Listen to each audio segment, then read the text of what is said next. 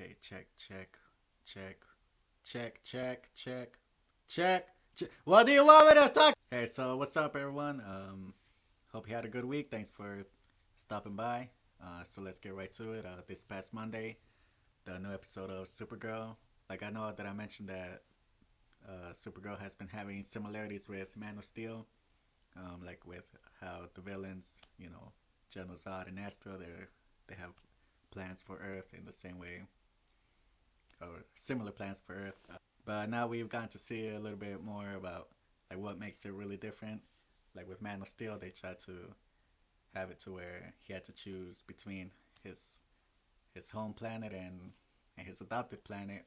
But I think here in Supergirl, the thing about it is that whatever it is that Asta has planned for Earth, what might draw her to Asta's plan is the fact that it's her niece, that she's her niece, um, versus having grown up here. And so it's like, what's going to be stronger for her blood, like being relative with that person, or is it, the idealism that humanity represents? And so I think that's the reason why the episode was pretty idealistic. Even if it kind of, wasn't really, didn't really land right for a lot of viewers, but I feel like the idealism was still important to represent the fact that on Earth, at least we had that. We had something positive to look forward to, and not just, self destruction, which I feel like, Krypton was always destined to have happened to them, versus on Earth, even if that seems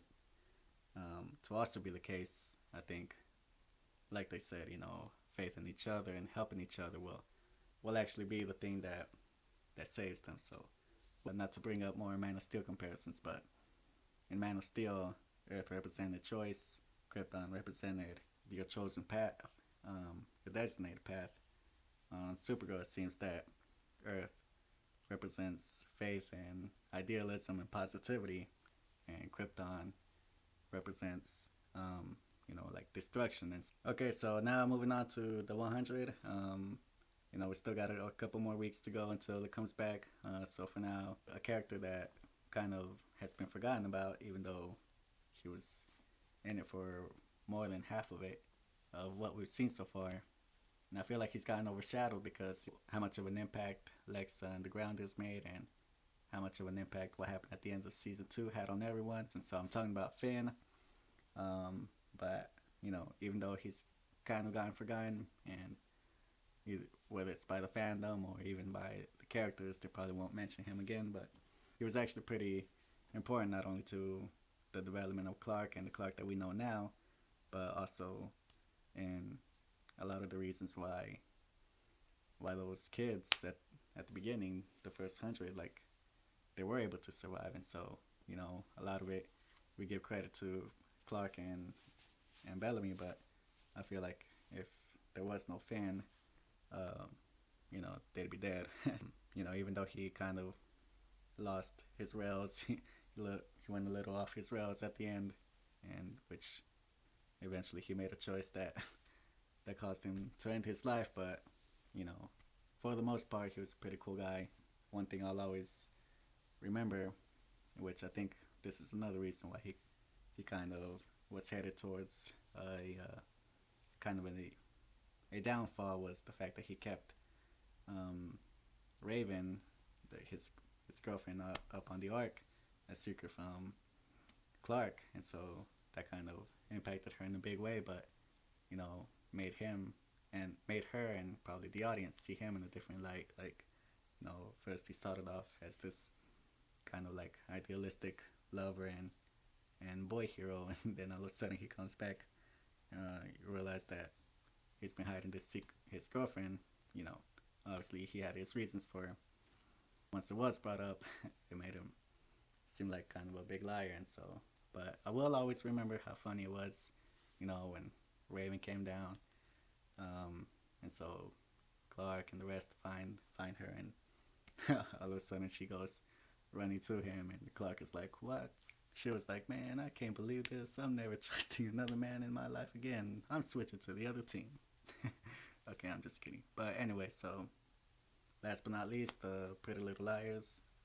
That's finally gonna come back this upcoming week. So by next week, when the next video comes around, I'll be able to talk about whatever happened in that episode. I feel like they're mentioning it. The actors and the writers, they're mentioning how it's kind of a you know a fresh start, even though it's kind of a no for storytelling. But it actually would be in their best interest to like start all over. The 5 years have changed them. They become different people, even if they might have a few of the same qualities as before, like whether it's Spencer's intelligence or Hannah's fake dumbness. Well, now we know it's fake. Whatever the case may be, have some similarities to who they used to be, but for the most part, I think it would be okay to view them as if they're like brand new characters that we're just now knowing about because I feel like the way that they handled it was just bad. It was storytelling bad, and in ways that I couldn't get into in these few minutes that I have. But yeah, so if we could just forget about the bad choices that the writers made and which they made the characters make. For the most part, I'll probably just ignore. I won't ever bring up anything that happened in previous seasons. I'll be like, okay, so if it's good, I'll judge it on the merits of like from here on out, and not like, well, compared to this season or whatever. Like, make sure to subscribe or comment or like or follow me. Do whatever you want, because it's your life.